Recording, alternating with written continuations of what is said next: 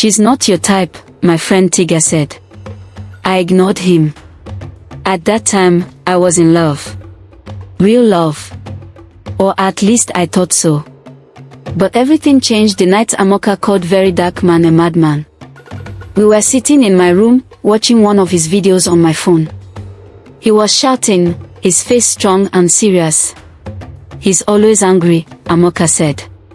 "Does he even have a job? Why is he shouting every day?" I paused the video. "What do you mean?" She rolled her eyes. "He's loud. Too loud.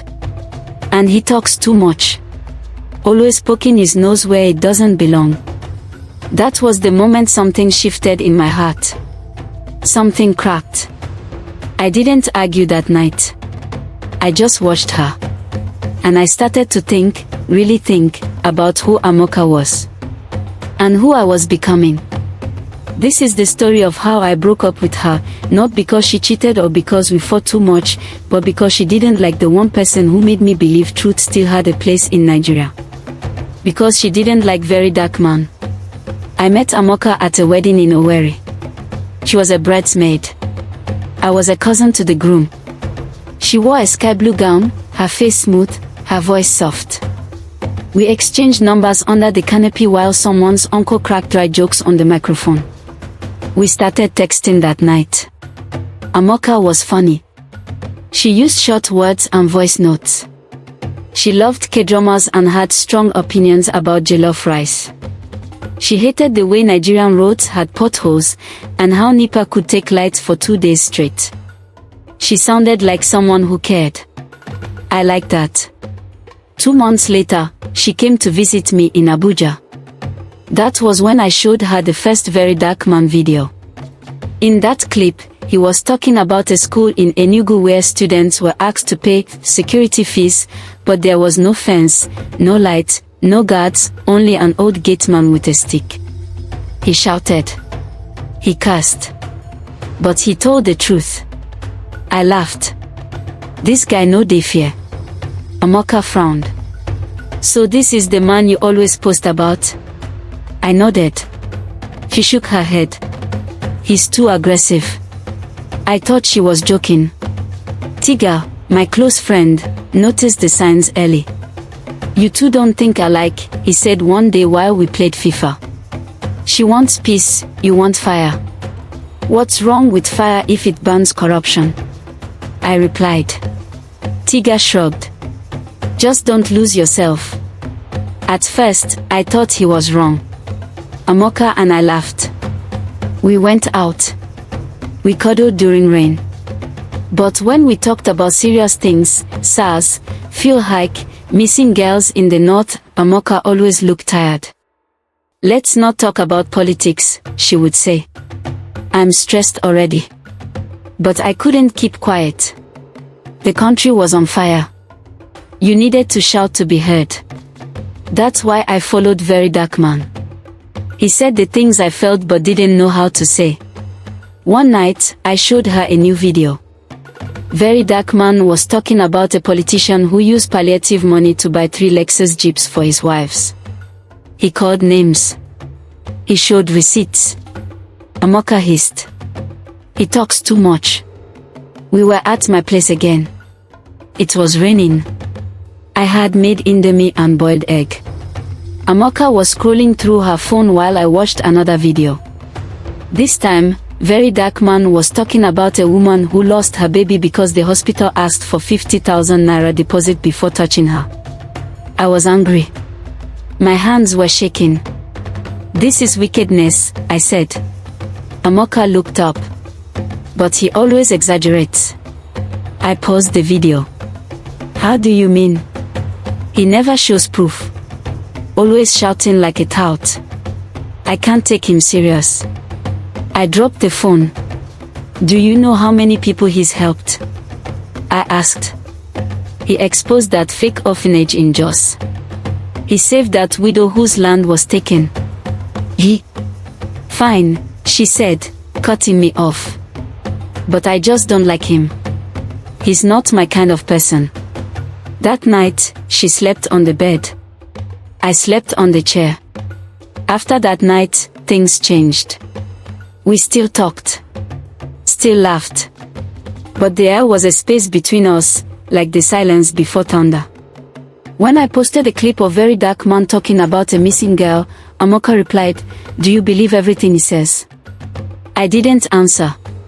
Another day, I wore a shirt that said, "The truth is not a crime." She asked if I wanted to be arrested too. I stopped sending her his videos. But the silence hurt more. My heart was torn. How do you love someone who doesn't care about the things that keep you awake at night? One evening, she came over. I was watching a live stream. Very dark man was crying. He had just been released after being detained for 4 days. His face was swollen. He said they beat him, slapped him, told him to stop talking or disappear. I felt pain in my chest. I sat on the floor, phone in hand, listening to his voice shake. Amoka entered. "Is it that man again?" I nodded. She sighed. "So you're still on this?" "I'm not watching cartoon," I said. "This man was almost killed. For telling the truth." She rolled her eyes. I looked at her. Really looked. Her makeup was neat. Her dress smelled like vanilla. But I saw it, she didn't care. "You're breaking up with me over a Facebook man?" she asked when I stood up. I didn't reply. I just picked her bag, gave it to her, and opened the door. It hurt. Breakups always do. But after Amoka left, I could breathe again. I posted more. I followed the stories. I donated money to a girl who was arrested for protesting. My heart still broke for the country. But I was no longer torn. And I realized something. If someone doesn't respect the things you cry for, they can't walk the road with you. Not every heartbreak comes from cheating. Sometimes, it comes from silence. From looking into someone's eyes and not seeing your values. I still wish her well. But I stand with very dark man. Because in a country where truth is dangerous, love without truth is useless. After Amoka left, I didn't speak to anyone for 3 days. Tiga called. He asked if I was okay. I told him yes, but my voice betrayed me. She didn't believe in the same fight, I finally said. "I know," he replied. "But it still hurts, doesn't it?" "Yes." I stopped going out for a while. I watched videos. I read the comments under Very Dark Man's post. I saw people thanking him. I saw people cursing him too. But I noticed something, the truth made many people uncomfortable. Not because it was false, but because it exposed everything they tried to ignore. One Sunday, I went home to see my parents. During lunch, my dad said, "I saw that man you always share. He's lucky he's still alive." I laughed bitterly. Lucky or brave? My mom looked at me. "Do you want to end up like him?" "I want to live like someone who is not afraid," I replied. They exchanged glances. My father said, "When I was your age, I tried to speak against a local politician. Men came to my house at night. They beat my elder brother. I never spoke again." I looked at him closely for the first time in a long time. "Do you regret it?" I asked. He didn't answer. That silence said everything. One day, I saw a picture of Amoka on Instagram. She was with a new guy. They were at a beach resort in Lagos, smiling under the sun. I didn't feel pain. Just emptiness. The caption read, "Peace of mind is priceless." I chuckled. Peace of mind for some meant ignoring everything wrong in the world. Turning your face away from hungry children. Stepping over beggars. Scrolling past headlines.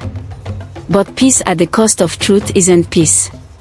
It's blindness. 2 months later, I met Halima at a book club in Wuse. She was tall, wore hijab, and spoke gently. The first time we talked, she asked, "Did you hear about the fuel subsidy protest?" I raised my head. "You follow news like that?" She nodded. "Of course. We can't pretend. This country affects all of us." I smiled for the first time in weeks. We exchanged numbers. Halima and I talked often. We didn't start dating quickly. We became friends first. She told me about her work with a youth NGO. I told her about my love for stories. I shared my writing with her. She read every piece. One day, I sent her a video of a very dark man. He was talking about girls being trafficked in Edo State. He shouted, but his voice was full of pain. After watching it, Halima said, "I may not like how he says it sometimes, but he's not lying." That reply gave me peace. She didn't worship him. She didn't dismiss him. She saw what I saw, someone who refused to keep quiet. Halima and I started dating after 6 months. She wasn't perfect. Sometimes we argued about small things. She liked quiet. I liked noise. But when it came to truth, we were on the same side. One evening, we attended a community meeting. The youth were trying to stop a government project that would destroy homes without compensation. Halima spoke boldly. I stood beside her. Afterward, an old woman walked up to us and said, "Thank you. My house is one of the ones they want to break. I have nowhere else to go." We promised to help. That night, I thought of Amoka. She would have said, "Let it go. It's not your business." One morning, I woke up to the news, very dark man had been arrested again. No reason. No warrant. Just like that. Halima and I joined an online protest. We tweeted. We signed petitions. We called radio shows. We even organized a small protest in front of the Ministry of Justice. A man walked up to me during the protest and said, "You remind me of him. Keep going." I didn't cry. But I felt tears in my chest. Because truth has no uniform. It can wear a border or t-shirt. It can be shouted or whispered. But it must be spoken. A year passed. Halima and I got engaged. I was now running a blog called Street Voice. We shared stories of Nigerians who were cheated, ignored, or silenced. People submitted their own truths. We verified and posted them. One day, I got a message. It was from Amoka. It read, "I read your piece on that widow in Makodi. Powerful. I didn't understand you then. I think I do now. I hope you're happy." I stared at it for a long time. Then I smiled. Not because she finally saw it, but because I never stopped. They say love is blind. But I say love must see. It must see pain. It must see truth.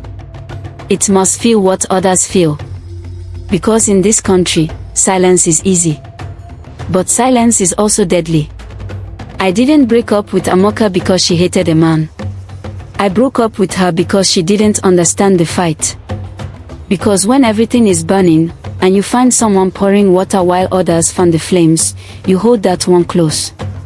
I found that in Halima. I found that in truth. And that's how I knew I made the right choice.